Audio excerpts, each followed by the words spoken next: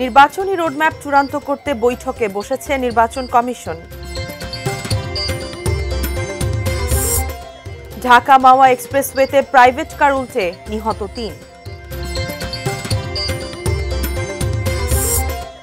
খাগড়াছড়ির রামগড়ে মা মেয়েকে গলা কেটে হত্যা। এবং অল্প বৃষ্টিতেই ভেসে যায় নরসিংদী পৌরসভার বেশিরভাগ এলাকা।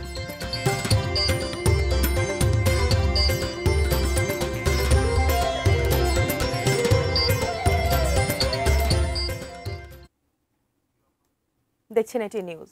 সারা দেশের সর্বশেষ খবরাখবর নিয়ে এটি নিউজের নিয়মিত আয়োজন দেশের খবরে আমন্ত্রণ জানাচ্ছি আমি মারিয়া শিমু। শুনছিলেন নাসির ফ্লোর গ্লাসের সৌজন্যে প্রধান শিরোনামগুলো। বিস্তারিত জানাবো। ত্রয়োদশ জাতীয় সংসদ নির্বাচনকে সামনে রেখে রোডম্যাপ চূড়ান্ত করতে বৈঠকে বসেছে নির্বাচন কমিশন। আগারগাঁওয়ে নির্বাচন ভবনে প্রধান নির্বাচন কমিশনারের সভাপতিত্বে ৪ নির্বাচন কমিশনার ও ইসি সচিবালয়ের কর্মকর্তাদের নিয়ে বৈঠকটি শুরু হয়। এখন পর্যন্ত নির্বাচন কমিশন যে পরিকল্পনা করেছে সে অনুযায়ী আগামী বছর ফেব্রুয়ারির প্রথমার্ধে রোজার আগেই ভোট হবে। এর আগে প্রধান নির্বাচন কমিশনার জানিয়েছিলেন তফসিল ঘোষণা করা হবে ভোটের অন্তত ২ মাস আগে। চলতি বছরের শুরুতে যে ভোটার তালিকা হালনাগাদ করা হয়েছে সে অনুযায়ী ১২,৩৭,০০,০০০ ভোটার আগামী নির্বাচনে ভোট দেবেন। এবারই প্রথম ভোট দেওয়ার সুযোগ পাবেন প্রবাসীরা।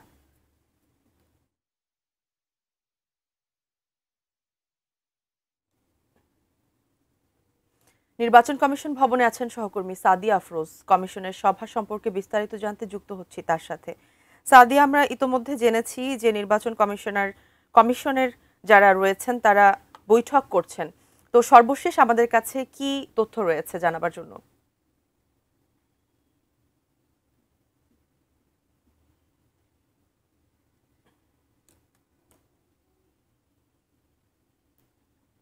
শিমু, আপনি জানেন যে ত্রয়োদশ জাতীয় সংসদ নির্বাচনের রোডম্যাপ এই বিষয়টি গত সপ্তাহ থেকেই আলোচিত এবং এই রোডম্যাপ এই সপ্তাহে অর্থাৎ আজকের মধ্যে ঘোষণা হওয়ার কথা ছিল, যেটি নির্বাচন কমিশনের সিনিয়র সচিব আক্তার আহমেদ জানিয়েছিলেন চলতি সপ্তাহের শুরুর দিকেই।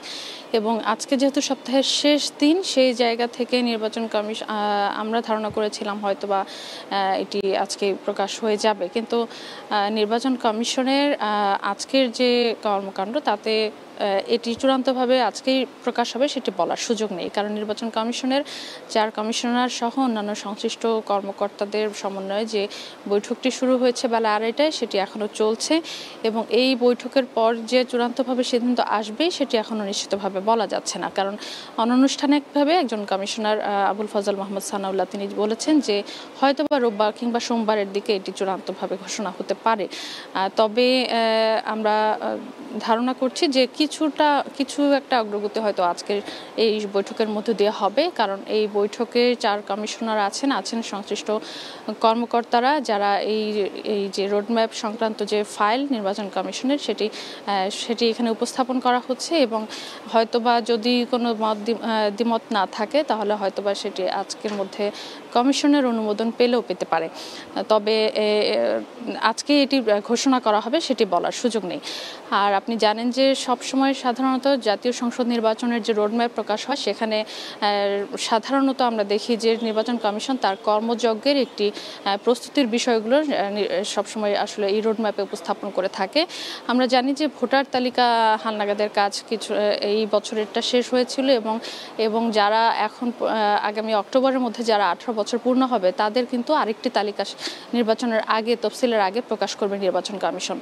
সেটির সময়সীমা সহ অন্যান্য যে বিষয়গুলো রয়েছে, সীমানা পুনর্নির্ধারণ, দল নিবন্ধন, সবগুলোর একটি প্রস্তুতির বিষয় আছে। যেটি এছাড়া তফসিলের আগে প্রবাসী ভোটের বিষয়টি চূড়ান্ত করার বিষয় আছে অংশীজনদের সাথে সংলাপের বিষয়। সবগুলো বিষয়ের আসলে প্রস্তুতির বিষয় কিংবা সময়ের সীমা নির্ধারণ করা থাকে রোডম্যাপে, সেই বিষয়গুলো নিশ্চয়ই এই রোডম্যাপে উল্লেখ থাকবে এবং একই সাথে জাতীয় নির্বাচনের তফসিল কবে হবে, ভোট কবে হবে সেগুলোর লিখিত রূপ থাকবে রোডম্যাপে। সব মিলে এই বিষয়গুলো যদি নির্ধারণ করতে হয় হয়তোবা নির্বাচন কমিশন এর আগেও বৈঠকে এই বিষয়গুলো আলোচনা করেছে, আজকে হয়তোবা চূড়ান্তভাবে আলোচনা করছে। শিমু, ধন্যবাদ সাদিয়া আপনাকে। আমরা পরবর্তীতে আবারও চেষ্টা করব আপনার সঙ্গে যুক্ত হবার। দর্শক, জাতীয় নির্বাচনের রোডম্যাপ সংক্রান্ত যে সভা চলছে সেই সম্পর্কে বিস্তারিত নির্বাচন কমিশন ভবন থেকে আমাদের জানাচ্ছিলেন সহকর্মী সাদিয়া আফরোজ। এবার অন্য প্রসঙ্গ, মুন্সিগঞ্জের শ্রীনগরে মাওয়া এক্সপ্রেসওয়েতে মর্মান্তিক সড়ক দুর্ঘটনায় প্রাণ গেল ৩ জনের, আহত 1 জন। সকাল 6টার দিকে 16ঘাট যাত্রী ছাউনির সামনে এই দুর্ঘটনা ঘটে। নিহতরা হলেন ঢাকার বাড্ডা এলাকার রায়েসা, আরমান ও তানজিল। আহত যুবকের নাম মোহাম্মদ রবিন। ফায়ার সার্ভিস জানায়, মাওয়া থেকে ঢাকাগামী একটি প্রাইভেট কার অতিরিক্ত গতির কারণে নিয়ন্ত্রণ হারিয়ে সড়ক দ্বীপের রেলিংয়ে ধাক্কা খেয়ে উল্টে যায়। এতে ঘটনাস্থলেই 2 জন নিহত হন। আহতদের হাসপাতালে নেয়ার পথে মারা যান আরও 1 জন। আহত আরেকজন চিকিৎসাধীন।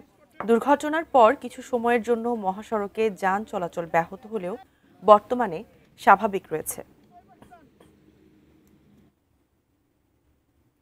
খাগড়াছড়ির রামগড়ে মা মেয়েকে গলা কেটে হত্যা করেছে দুর্বৃত্তরা। বুধবার দিবাগত রাতে সদর ইউনিয়নের পূর্ব বাগানটিলা গ্রামে এই ঘটনা ঘটে। নিহতরা হলেন আমেনা বেগম ও তার মেয়ে রায়হানা আক্তার।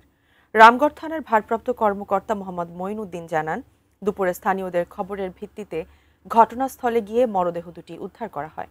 প্রাথমিকভাবে ধারণা করা হচ্ছে বুধবার রাতেই হত্যাকাণ্ডটি সংঘটিত হয়। এই ঘটনায় পুরো এলাকায় আতঙ্ক ও শোকের ছায়া নেমে এসেছে।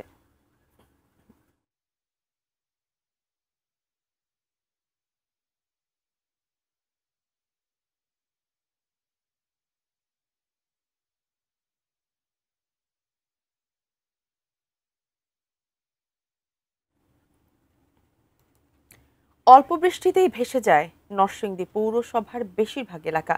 বাসাবাড়ি, দোকানপাট থেকে শুরু করে অফিস আদালতে ঢুকে পড়ে বৃষ্টির পানি। এতে দুর্ভোগে পড়েন পৌরবাসী। দীর্ঘদিনেও হয়নি জলাবদ্ধতা সমস্যার সমাধান। নরসিংদী প্রতিনিধি সোহাগ মিয়ার তথ্য, ছবিতে ডেস্ক রিপোর্ট। 1972 সালে 9টি ওয়ার্ড নিয়ে গঠিত হয় নরসিংদী পৌরসভা। 1996 সালে দ্বিতীয় শ্রেণী থেকে উন্নীত হয় প্রথম শ্রেণীতে। তবে উন্নতির ছোঁয়া লাগেনি কোথাও। উন্নতি হয়নি পৌরসভার ড্রেনেজ ব্যবস্থার। আবাসিক এলাকার পাশাপাশি জলাবদ্ধ হয়ে পড়ে স্কুল, কলেজ সহ বিভিন্ন সরকারি বেসরকারি অফিস। শহরের স্টেডিয়াম, শাপলা চত্বর, বাসাইল, সাটিরপাড়া, ভেলানগর, বাজির মোড় সহ অধিকাংশ এলাকায় সামান্য বৃষ্টিতেই জমে হাঁটু পানি। দীর্ঘদিনেও জলাবদ্ধতা নিরসনে কোনো কার্যকর পদক্ষেপ না নেওয়ায় ক্ষোভ পৌরবাসীর। এই অবস্থার জন্য জলাশয় ভরাট করে অবৈধ আবাসন ও শিল্প প্রতিষ্ঠান নির্মাণকেও দায়ী করছে পরিবেশবাদীরা। স্থানীয়দের অভিযোগ, ড্রেনেজ ব্যবস্থায় নিয়মিত পরিষ্কার কার্যক্রম না থাকার কারণেই এই জলাবদ্ধতা। আজকে বৃষ্টির কারণে এরকম পানি হয়েছে, হাইটা কোনো জায়গায় যাওয়া যাইতেছে না। আবার সাথে যে ইট মিট রাখা আছে এইসবের জন্য ড্রেন মিন বন্ধ হয়ে যায়। এইসব কারণে রাস্তার মধ্যে পানি উঠে গেছে। এটা মূল সমস্যা কিন্তু ড্রেনটা যদি পরিষ্কার থাকে তাহলে কিন্তু আর এখানে পানি লাগবে বলে আমাদের মনে হয় না।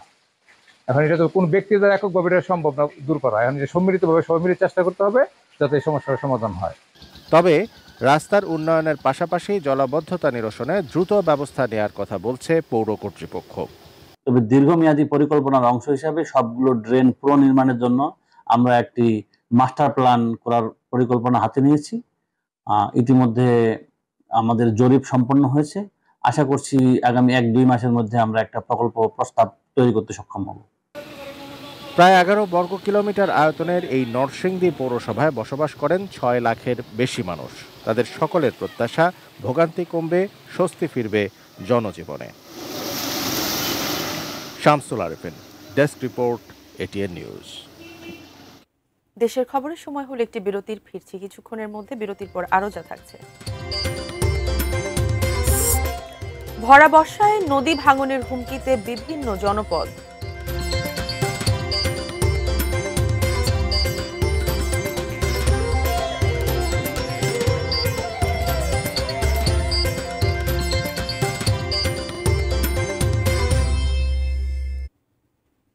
বিরতি শেষে আবারও ফিরে এলাম দেশের খবরে। ডাকসু নির্বাচনে স্বতন্ত্র প্যানেল ঘোষণা করছেন জুলাই আন্দোলনের পরিচিত মুকুমামা ফাতেমা। আমরা সরাসরি সেখানে যুক্ত হচ্ছি। বেশি ফাইট করা যায় সেটা নিয়ে আমরা সবসময় সংগ্রাম করে গেছি।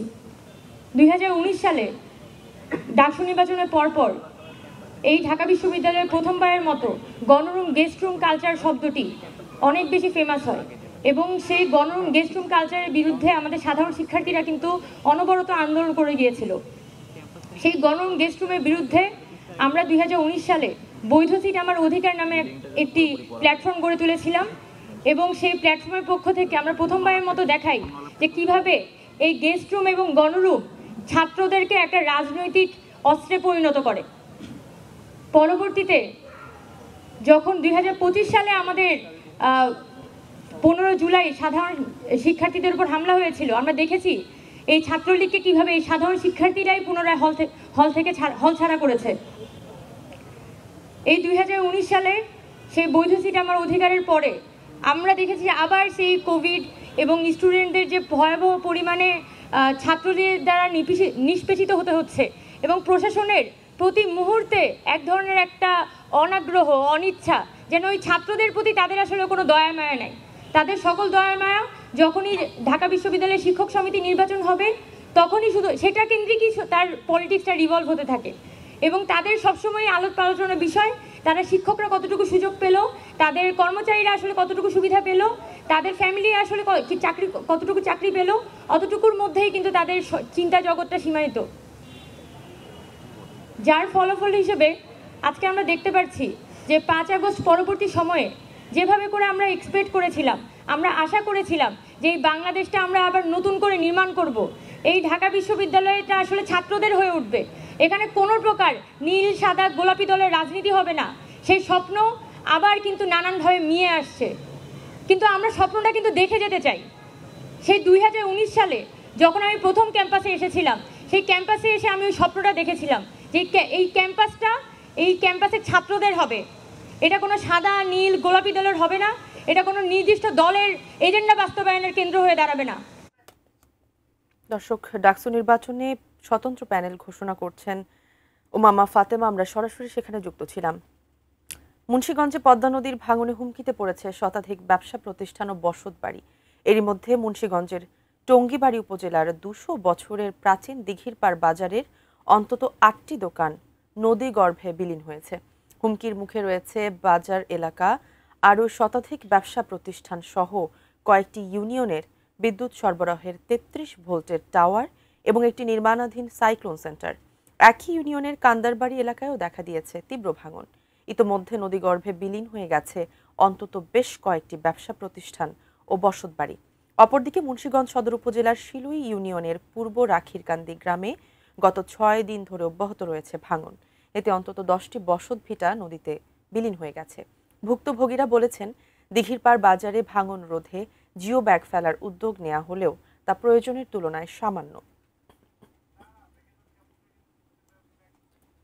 দেশের খবরে আবারও সময় হলো বিরতির, ফিরছি কিছুক্ষণের মধ্যে।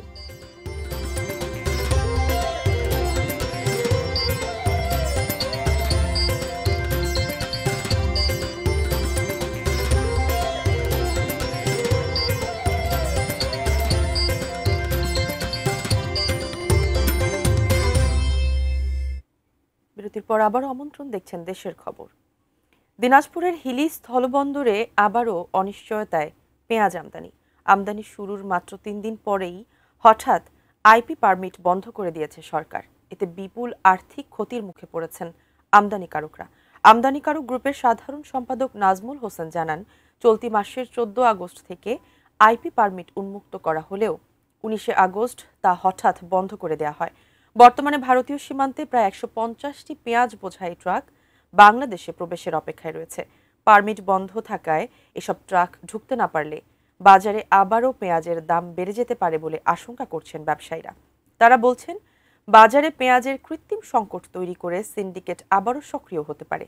সরকারকে স্থিতিশীল এবং সুদূর প্রসারের সিদ্ধান্ত নেওয়ার আহ্বান জানিয়েছেন আমদানিকারকরা।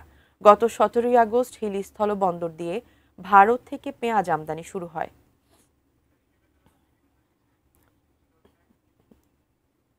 সংবাদ শেষ করব, তবে তার আগে নাসির ফ্লোর গ্লাসের সৌজন্যে শিরোনামগুলো আরো একবার।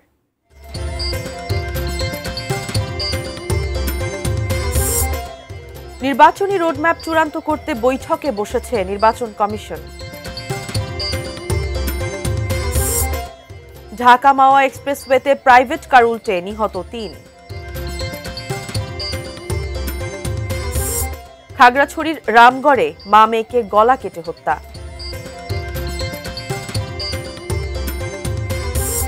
অল্প বৃষ্টিতেই ভেসে যায় নরসিংদী পৌরসভার বেশিরভাগ এলাকা।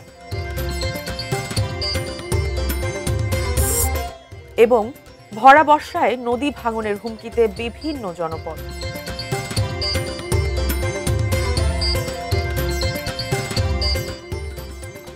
এ ছিল দেশের খবরের সর্বশেষ। সঙ্গে থাকুন, দেখতে থাকুন এটিএন নিউজ। ধন্যবাদ সবাইকে।